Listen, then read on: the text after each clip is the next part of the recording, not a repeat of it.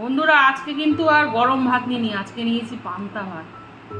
অনেক দিন ধরে না একটু পান্তা ভাত খাওয়ার ভীষণ ইচ্ছে হচ্ছিল মনে মনে। সাথে কিন্তু দেখো বন্ধুরা লঙ্কা পুড়িয়ে নিয়েছি আর নিয়েছি কাঁচা পেঁয়াজ।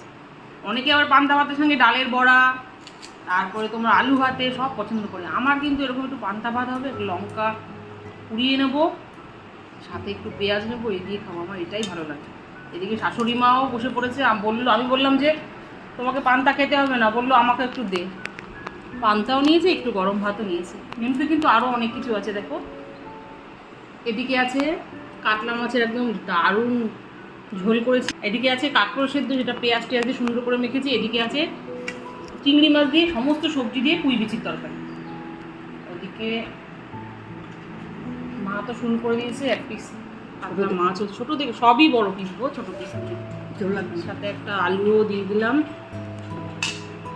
পান্তা ভাত দিয়ে কিন্তু শুরু করে দিলাম। সাথে একটু পেঁয়াজ, দারুণ কিন্তু লাগলো।